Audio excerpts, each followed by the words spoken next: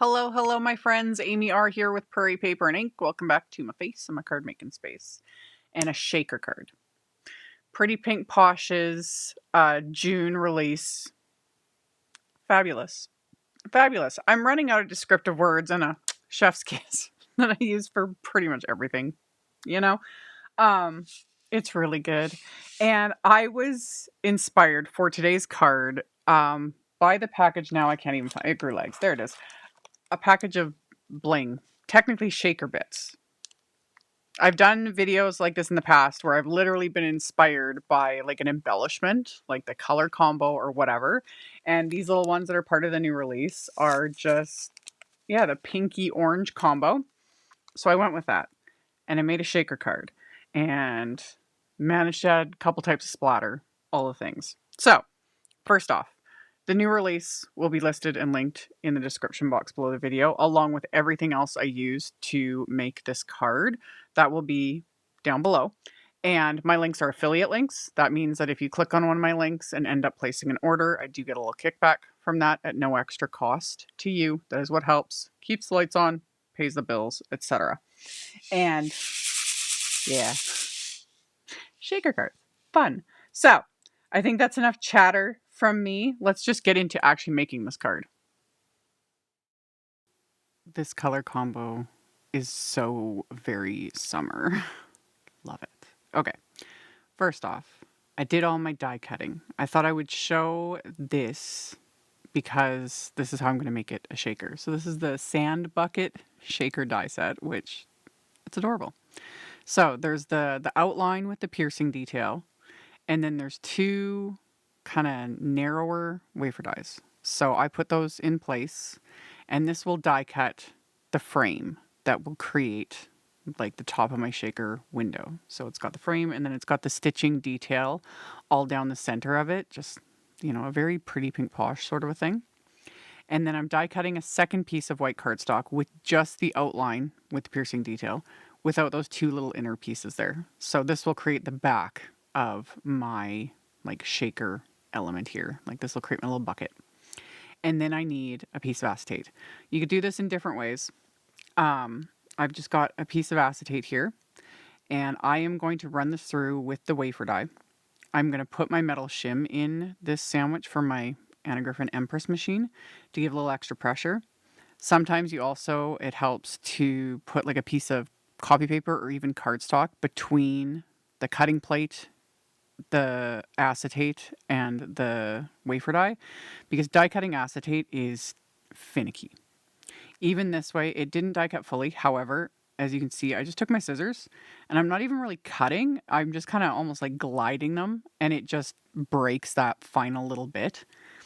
This, I highly recommend if you're going to die cut acetate to keep it to more like simple shapes like the little sand bucket, etc. Because if it's delicate or very, very detailed, it's difficult. Because acetate doesn't want to play when it comes to die cutting. But that worked. I've shown in past videos a really long time ago with shaker cards doing things like tracing the outline with like a Sharpie marker. So I'll hold the die down to the acetate and I'll trace around it with a Sharpie, and then I just cut inside that line. That works too. And that also works when it's like simpler cutting, you know, like something like this little sand bucket that's just pretty straight lines. So with my white cardstock die cuts, I am adding color with Distress Oxide inks. I haven't used my Distress Oxides in a hot minute. That's why I chose them. I get asked a lot like what the thought process is. So it depends just on what I'm doing. I have more inks than I know what to do with. You know? And I've been thinking about my oxides. I was missing them. So that's what I'm using. And I pulled out several colors that work with the Paradise. They're called Paradise Glass Shaker Beads. So the first bit I used Spice Marmalade. And then these little seashells. This is the stitched seashell die set. Oh, love. They're so cute. So I used Tattered Rose and then Spun Sugar. And then here I'm using Kitsch Flamingo, but my brush had red ink on it. So when I started blending it, I even got a bit of the red ink on the Oxide ink pad. I'm not worried about it. It'll go away eventually, or I can just swipe it with a cloth. It'll be fine. But I just went with it. It kind of created like a corally sort of color, and I was like, I'm feeling this. It's great. I'm not going to die cut another piece. We're good. So then with this little like starfish, I used what was left on that red brush, and then I added that spice marmalade and just kind of went back and forth here. And then again, created kind of more of an orangey with a hint of coral sort of color. And yeah, it worked. So I just worked my way through. You can see I'm using a piece of Post-it tape. That is just to keep me from touching the cardstock, like the inked areas with my fingers, because Oxide inks are very reactive to water, which I'm going to show here, as well as like fingerprints. Because I have very oily skin. If I don't use a Post-it tape to protect the cardstock, I will literally have fingerprints everywhere. It's just a given. So, water reactive. I just did this on, like, this is Simon Says Stamp's smooth white cardstock. You're still going to get a really good reaction. It depends on the colors. It depends on how long the ink has been sitting on the cardstock, all the things. I take my distress sprayer, I hold it very high up, and if you only press the nozzle halfway, it creates big splotchy splatters of fabulousness. I let it sit for a minute, and then I press a paper towel on, and then you get the water reaction, which is lovely with Oxide inks. So then I took an A2 size panel of the same cardstock, and I'm blending the Kitsch Flamingo because I wanted that color. Even though I got that sort of corally color on the shell, I was fine with that. But I wanted some Kitsch Flamingo on my card, so I decided to use that as my background. And again, using the Post-it tape because on a spot where my finger like moved, I was able to blend over it, but I did create fingerprints because, like I said, it's just a given. So did the same thing. This one was super reactive because I did it immediately. Oh, there's something so like magical about, like, a lot of the inks I use are water reactive, but distress inks and especially distress oxides are unique in just the way they react with water, and love it. So I took all those pieces, my background and all the die cut pieces, and I stuck them in my splat box. And then I'm going to make a custom color of splatter because I can. So I'm going to get my little palette, which it took me a second because it had also walked off. All my tools, everything, they need to stop doing this. They need to stop growing legs and just wandering off. Anyway, I put some white gouache on the palette and added some picked raspberry distress ink, just smushed the ink pad onto there. And then I'm going to mix all this together with a bit of water to create a pink splatter.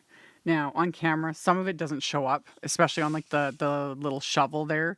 But in real life, you can see it. And it just, well, you guys know, I love splatter. It just adds a little extra something. And yeah, I just scraped it up, added extra water, used every last bit of it, and just splattered all of these pieces with that pink gouache mixture. And then I'm going to add black splatter. Again, just 'cause. It just gives everything a little extra something. So once I'd done the pink, I'm going to add some black gouache to my palette, add a bit of water, mix that up. There was some dried black gouache still on there, so just reactivated that, mixed it all up, and then using my little fan brush, added black splatter to all these pieces as well. And that's when I remembered that I forgot to do the piece that's going to be the sand for the bucket to sit on. So once I'm done with this, I am going to die cut a piece of white cardstock using one of the Shoreline Borders wafer dies. So it's going to create a little like wavy border. And then onto that, I am going to blend Vintage Photo Oxide ink. So same thing, use my little Post-it tape to protect the cardstock, and then just blend it on the Vintage Photo Oxide ink.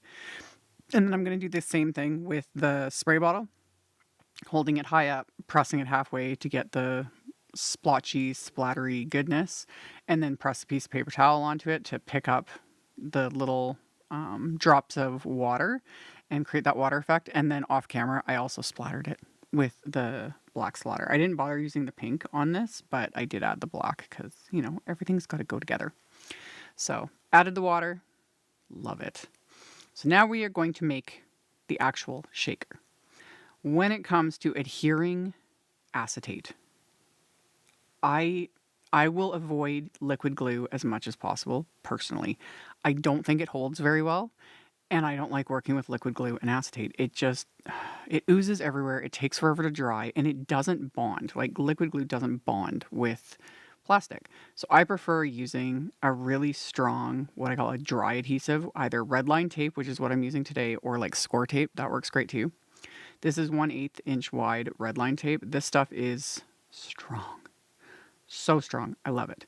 The only thing I don't like about redline tape is removing the backing. It's a pain in the butt and it gets everywhere. But someone shared this tip with me years ago and I don't for the life remember. It was, goodness, many years ago. That, because if you've ever worked with redline tape, you know what I'm talking about. When you remove the little red liner, it is infuriating. It's like, it's staticky is what it is. It will cling to your hands. It clings to everything. It's bizarre and really annoying. So I lined the whole back of the frame with the red line tape. And then I'm using my little adhesive lifter, because it's got little teeth on it, to help lift up the backing. Another option is to use like my really fine scissors, and I can wedge those between the lining and the adhesive, because again, this red line tape is finicky. That piece of paper towel, see that? I just pick up, once I've removed the backing, it just drop it on the paper towel. The paper towel just clings to it. And I don't even have to waste the paper towel. I hold the paper towel over my garbage when I'm done and just shake it and the pieces just fall off. I don't know. It's magic. I don't know why. I don't know why paper towel does this, but that trick literally saved me from pulling my hair out, because back in the day when redline tape was like the only option we had and I was using it a lot, it drove me nuts. But yeah, just a piece of paper towel. It just clings to it. And it works with all the other foam adhesive backing. I don't mind the other ones. They're not as annoying, so I don't do the paper towel thing with that, but it works because I'm using it. Was throwing the backing of this foam tape that I'm using, and it works great too. So anyway, I adhered that acetate to the red line outline, and then I'm using foam strips to build my dimension. And if you remove the backing from both sides of the foam strip, it is super flexible. So you can see I'm not cutting little pieces. I'm just working my way around this frame and making it simple, which is also nice without not having to cut so many pieces. Means there's less gaps, because you don't want any gaps. You don't want pieces falling out. And you can do just the perimeter, but I decided to also add a strip to the bottom of the ridge lip of the pail. So I'm creating 2 separate shaker areas. And then the other thing is I've removed all the backing, so it's just the stickiness exposed. I highly recommend doing that before you add the shaker bits, because if you add the shaker bits and then try to remove the backing, unless you have super steady hands, you're going to have an absolute mess, because it's going to move, when you're trying to remove the backing. And yeah, so I've removed all the backing, and now I'm adding the Paradise glass shaker beads. And this little spoon, I don't have a link for it. It was from Tonic. I bought this years and years ago. I'll link to something similar. Anything will work, really. But I filled my little windows and then pressed the backer onto it. And now I've got my little shaker bucket. It's so cute. I need to do shaker cards more often. I love making them. I love playing with them. I love the sound. And that's where the little glass beads come in so handy, because they make the perfect shaker sound. I just don't do it very often. So I'm glad I did it for this one, because it was really fun. So anywho, after I had that assembled, I took a sentiment from the little Sentiment Strips Summer mini stamp set, and I'd stamped it with black ink onto this piece of pink cardstock. And I then trimmed it down with just my little guillotine trimmer, because I'm cutting it apart, because the sentiment says sending summer vibes. And I cut the summer word out of it because I'm going to use a big die cut for that, which is the Summer Script wafer die. And I've mentioned this in other videos. I call this like the Pretty Pink Posh font. She's been using the same font since like the beginning, I think, of Pretty Pink Posh. And the second I see it, I was like, yep, that's the Pretty Pink Posh font. And I love it. I love it. So I die cut that from heavyweight black cardstock. And I only die cut it twice this time. Usually I stack more layers together when I have die cut words. But I got a lot of dimension already going to happen with this card, with just the shaker element itself. So I just needed the 2 layers just to give it a little more stability. And then to like make the card, I am adhering the sand panel to that pink A2 sized panel here. And then I'm going to adhere my little shaker bucket. And for all this, I'm just using my craft tacky glue. So I'm going to get this in place. And then before the glue has a chance to dry, I'm going to tuck in the little handle there that I just die cut from white cardstock. I didn't add any ink to that because, you know, those little like sand buckets usually have white handles. So cute. So then all the other little elements, the little shovel and a couple of the shells, I'm going to pop up with foam squares as well. So get those into place. And then I was originally going to put like 3 shells in the front, and then I kind of ran out of space. This is an A2 size panel, so it's 4 1/4 by 5.5 inches, just to give you an idea too of the size of like that bucket. And now that I'm thinking about it, like for a little birthday party to make little like shaker buckets and put their names on it, how cute would that be? Like little place settings, or make it into a tag. You wouldn't have to like pop a hole because once it just adhere the handle, and then you could like add some baker's twine and hang that from like a little gift bag. Stop it. Stop it. So cute. Anyway, I adhered my little bits, and then put the craft tacky glue on the back of the summer die cut, press that into place. And then my 2 little sentiment strips here, I'm just popping up with little thin foam squares as well. So the card front says sending summer vibes. And then for my card base on the inside of the card, it's top folding A2 white note card. I'm using the Summer Words stencil, and I put my trusty piece of Post-it tape because I use that same piece over and over until it doesn't work anymore, until it's either too full of dust or ink or whatever. So I put that right where the score line is so I don't get any ink past the score line. And then I am blending Spun Sugar Distress Ink, not Oxide. Oxide will work. It looks fabulous. It's fine. However, I've found if I am doing something that's like an entire pattern, like a stencil or a stamp or whatever, across the entire inside of a card, if I use Oxide ink, I find that when I go to write to the recipient, because the pigments in Oxide ink sit on top of the cardstock, I find that my pen will catch on that and it's annoying. So if I'm thinking ahead of time, which this time I was, doesn't always happen, and it's not the end of the world, but I switched to either Distress ink or another just regular, stamping ink to avoid me being annoyed. So after I had stenciled the inside, I added another sentiment from the Summer Words Sentiment Strips Summer stamp set. And then I adhered my remaining little die cut shells to the inside of the card. And then once those were adhered, I let that dry and then reinforce the fold. And then I just need to adhere the card front to the card base. I could have done all the ink blending directly onto the card base, but as you can see, I had pink ink all over the back of that panel. That's why I usually work on a separate piece, because it just keeps everything a little more clean. So that was the finished card, and it's shaky, and just this color combo of pinks and oranges. Very summer, very fun. I quite enjoyed making this. So, like I mentioned in the intro, I will have links to all of the things in the description box below the video, so you can just expand that and check it out if you're interested. Thank you all so very much for hanging out with me, for thumbs upping and commenting. Subscribe if you haven't. I would love to have you. And I will see you all very soon in the next video. Bye. Thank you so much to my amazing Patreon supporters. For anyone that might be interested in joining my Patreon community and supporting me, the link to my Patreon is in the description box below the video.